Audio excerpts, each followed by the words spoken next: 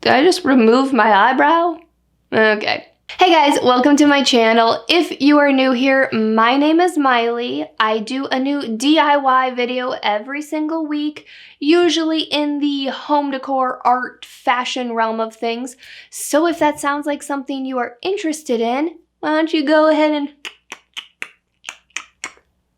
That's my sound effect for hitting that subscribe button. So in this video, you guys get the best of both worlds. We've got a little home decor DIY and a little fashion DIY. Since we are heading into March, there's two things happening. One, it's still flipping cold out, so I want to wear a sweater. And two, all sweaters are on sale right now. So I thought it would be fun to do a little sweater DIY video. All the sweaters that I got are from Walmart and they were under $10. And the first sweater up is the one I am currently wearing. I'm not gonna be able to wear it anymore. Let's get into it. Okay, so here we have this long navy knit sweater. I was instantly drawn to the color, texture, pattern on this sweater, and I love this sweater so much, I got 3 of them. Okay, I got 3 because I am going to be turning this sweater into pillows, because knit pillows can get pricey very quickly. And I know I just said, it's still flipping cold out, so I want to wear a sweater. But I have been wanting to do this DIY for a while now, and I like to make my DIYs as cheap as possible. So, with sweaters being on sale, it was the perfect opportunity. And the first step up in making these pillows had nothing to do with the sweaters themselves. Like I just said, I like to make my DIYs as cheap as possible, so I picked up this cheap pack of normal size pillows.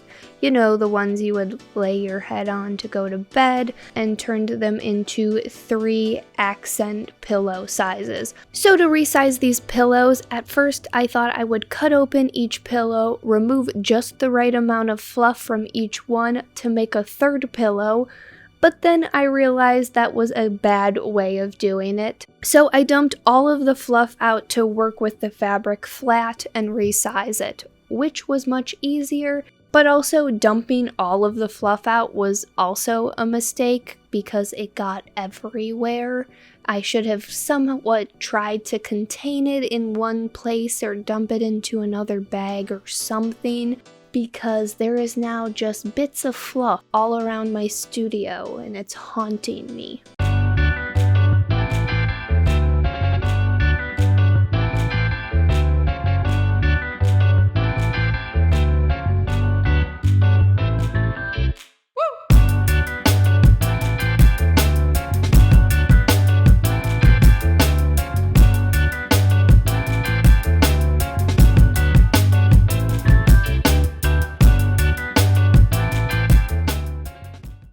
And after sewing up the 3 pillowcases, leaving a little hole, it was time to restuff these pillows, and I just tried to take the fluff and evenly distribute it amongst the 3 pillows the best I could.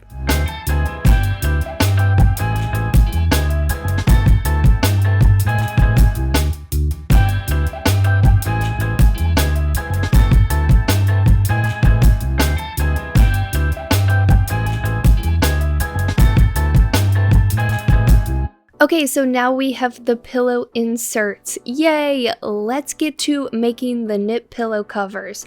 And guys, I made these as easy as possible. You can be the most beginner sewer and make these pillow covers. And I know the price tag says $11, and I said all the sweaters I got were under $10, but when I went to check out, I was fully anticipating paying the $11, but for some reason these sweaters rang up for $7. So hey, I'll take the extra $12 I saved. And the first step in making these pillow covers was removing each one of the pockets. Now, I didn't really have to do this because the pockets would have been on the back of the pillow, but I wanted to make these look like they were actual pillow covers and not sweaters I turned into pillows. And this was by far the most time-consuming part, just because I took this really slow so that I wouldn't cut a hole in the knit. And even though this was time consuming, I put a show on, slowly started to seam rip each pocket off. The first 2 sweaters were nice and easy. This was nice and peaceful. And then I was like, man, this is so peaceful. Why is this so peaceful? And then the monster awoke from her slumber in the other room to come and ruin my peaceful DIYing. After I removed each one of the pockets, this pillow cover was basically done. I took each sweater, turned it inside out, laid it flat, and the front flaps naturally fall over each other. So taking some safety pins, I safety pinned them closed so that they wouldn't move. And then from the bottom of each arm's eye or armpit area, I cut a straight line across the sweater. And all that was left to do was sew a straight line at the top and bottom.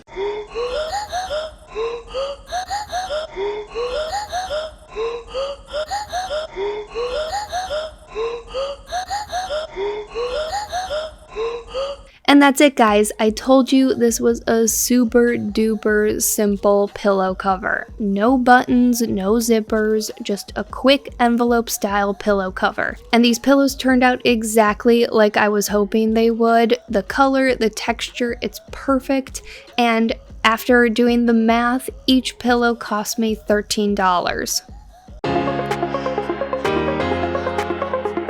Okay, so we've had a little home decor DIY, now let's do a little fashion DIY because it is still cold out and I do want to wear a sweater. So I got this long tan sweater and it was a little frumpy, so I wanted to turn it into a cropped faux wrap sweater. And the first thing I needed to do was figure out where I wanted to crop it to.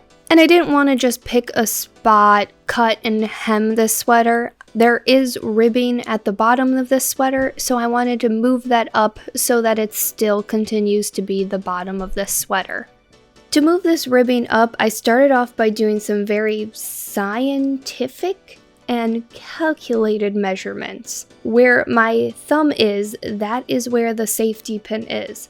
And I flipped the bottom of this sweater up so that the bottom of the ribbing is where my pointer finger is. Again, this is all very calculated by my finger measurements. Then I began to pin out that line where the ribbing ends in that flipped up position all along the sweater. And if you're not following this, I swear this will all make sense very shortly. After flipping up the whole bottom half of the sweater and pinning it in place, I sewed a long straight line along where the ribbing ends.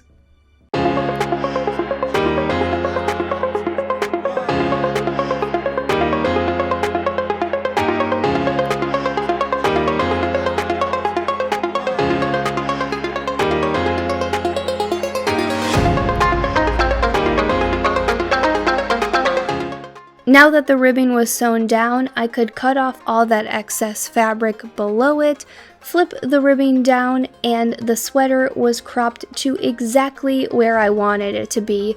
So now that the sweater was cropped, I put it back on and started to figure out what else needed to happen to give this a more classic wrap sweater look.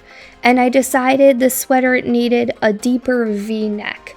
So taking this thin ribbing on the collar, I flipped that under, pinned it in place, and sewed it.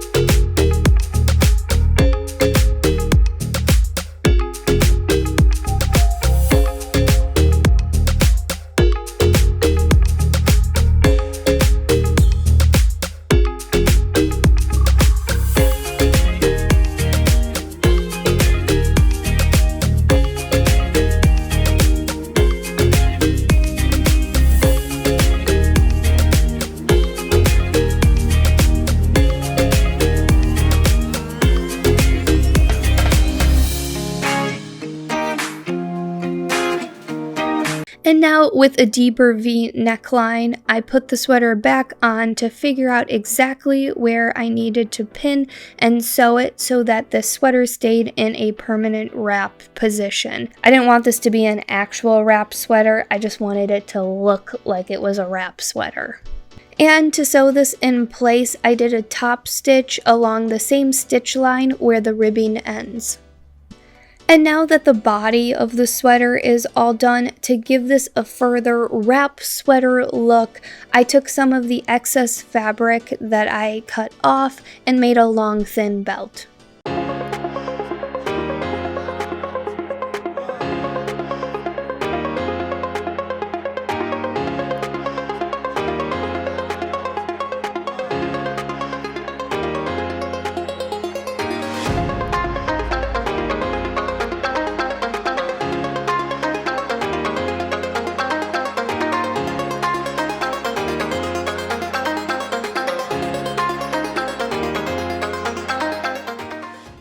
And that is it, guys. Here is the before, and now we have the after.